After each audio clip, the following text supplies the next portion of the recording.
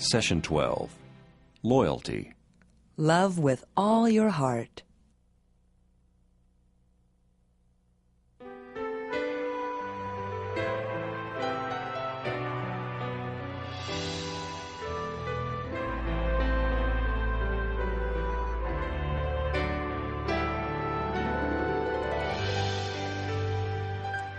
Mr. Griffith, he's the manager of the bank. He's put me over the head of the whole department. Well, that's wonderful, honey. I'm proud of you. Congratulations. I'm responsible for a lot more people, but it doesn't mean I get paid Anybody anymore. home? Hello, son. What brings you over? Well, I was just on my way home from work, and I got that magazine, Woodcrafting, that you wanted. Oh, thank you. And I smelled those cookies all the way down the street. Well, I don't suppose you could spare a few minutes to eat a couple? Well, twist my arm. I'll get you some milk to go with them. Thank you. Hey, Lila. Hey. How are you? Good. What are you doing here? Oh, well, Larry has Allison this evening, so Mama invited me over for a home-cooked meal. Oh, by the way, guess who I saw the other day? Who? Deb. Yeah? She was having lunch with a real hunk. What? Where? You know that little open-air cafe on 4th Street? Yeah. Huh. Well, who was he? I don't know. You didn't ask? Well, no. I mean, they were so deep in conversation, I didn't want to interrupt them. That doesn't sound like Deb at all. No, it doesn't. Are you sure? I am positive. They were, talking and laughing like they were old friends. I think they probably knew each other really well. He was touching her arm a lot. No. No, it had to be somebody else. Deb would never do something like that. What's wrong with Deb having lunch with a male friend? Lilith, Deb is a married woman. Come on, people do that every day now. That doesn't make it right. Right. Whatever you say. I've got to go pick up Allison. Oh, come to think of it. It wasn't that restaurant on 4th Street. It was that Italian restaurant on 6th Street. And it wasn't Deb. It was you. Mama, thanks for dinner. It was really good.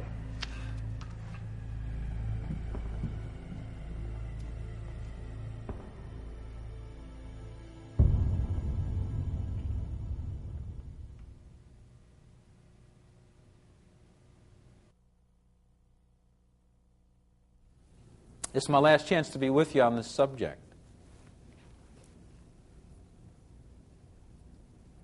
And I suppose if I were to sit down and just have a heart-to-heart, just you and me, after I said everything else, I want to talk about your heart a little bit.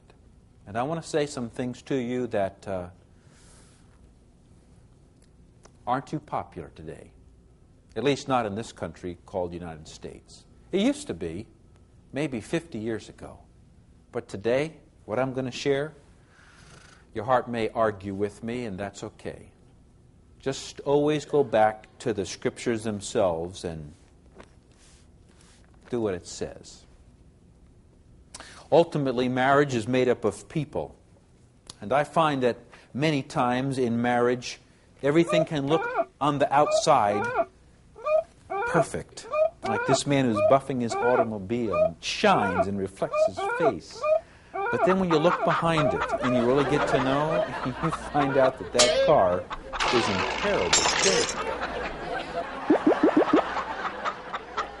So many times I find marriages look right on the outside, all painted and spiffy, and then when you look behind, you realize it's held up with a few nails and crossbars.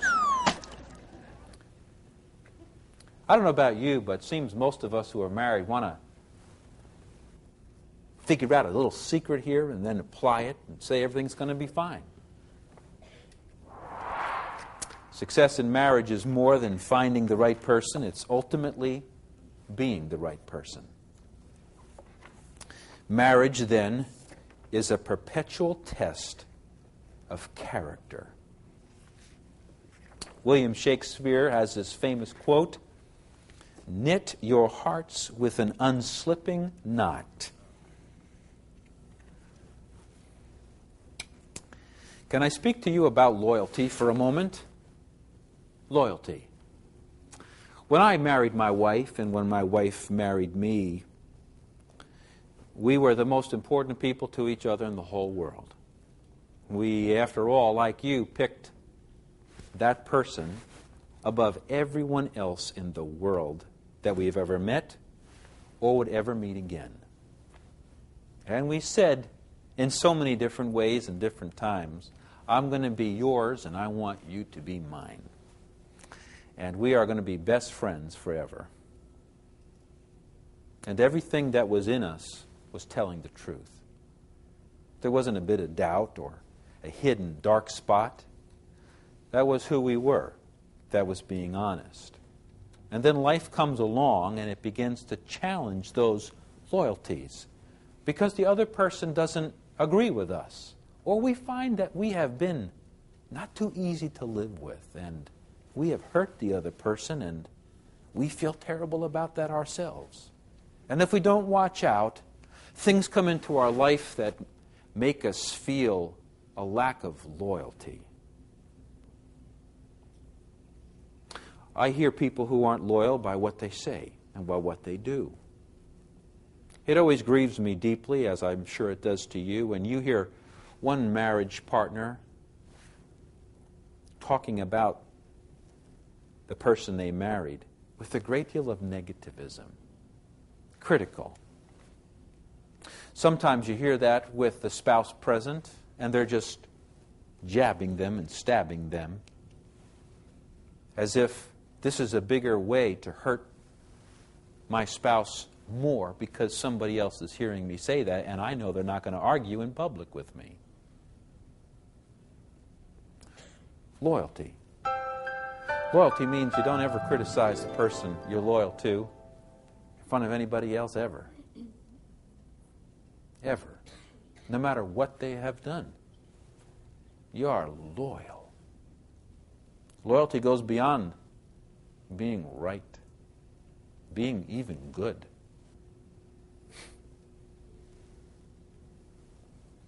Loyalty. Of all the people I want to be loyal to, it is to my wife. Of all the people that you want to be loyal to, it is your spouse. Loyalty. Loyalty can be bruised and attacked, and it is in life. But it's what you do with it. Loyalty is an issue of the heart. And as you counsel marriages like I have, when they ultimately break apart, the majority of them, there's been unfaithfulness you can pull it back to. Every once in a while, you find a marriage that breaks, and it's not an issue of immorality, but it's an issue of disloyalty.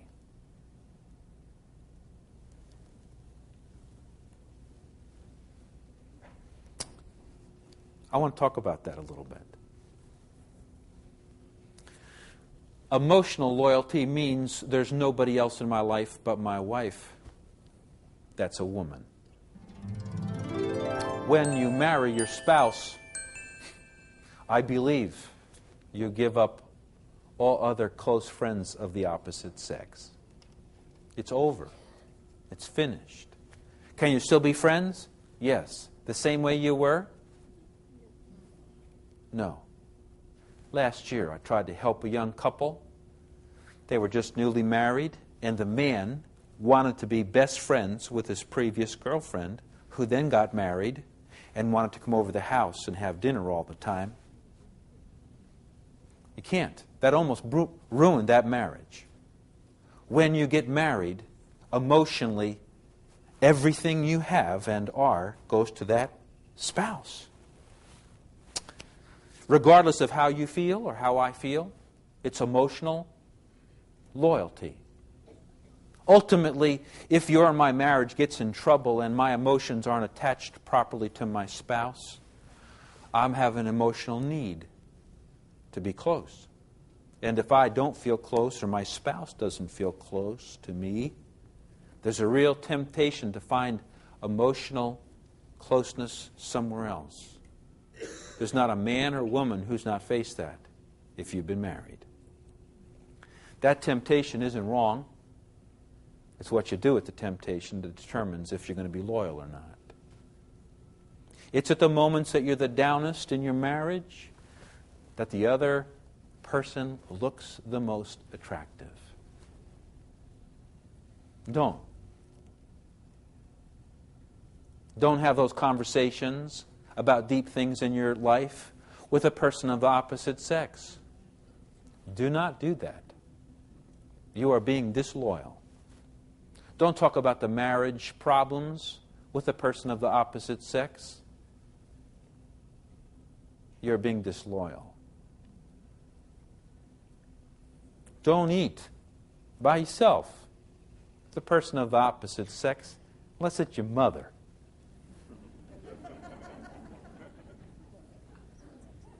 If you find yourself very attracted to a person, and you probably will at least one time in your marriage, and you'll find yourself attracted personally to them, I don't mean just sexually, but personally, you'll find them winsome and interesting and attractive to you. Fine. What's new? Don't. Don't.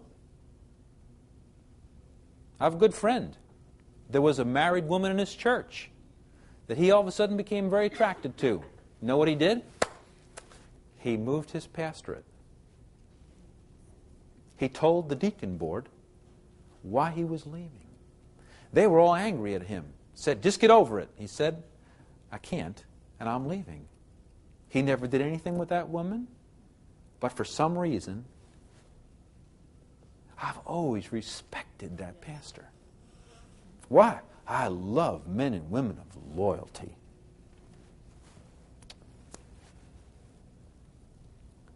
Sometimes we feel emotionally aloof from our spouse, and we want to feel emotion.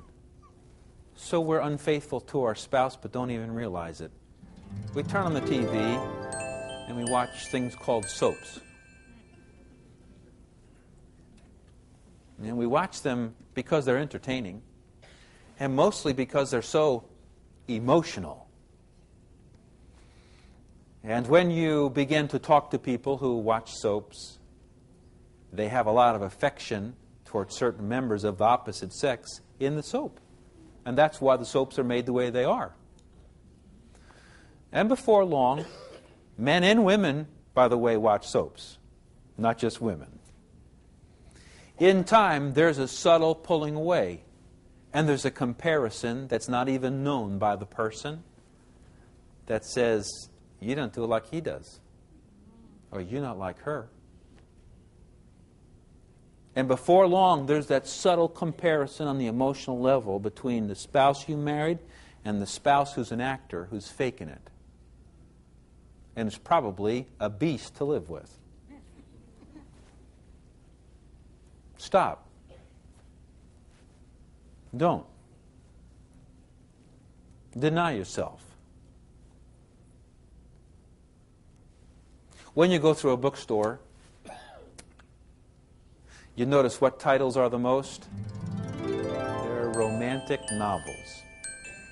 And on the front cover is the most sexually alluring people in the most remarkable embrace I have yet to ever duplicate.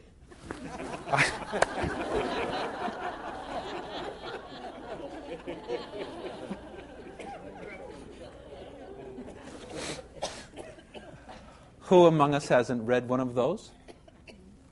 And we forget all of reality, and we escape into this story.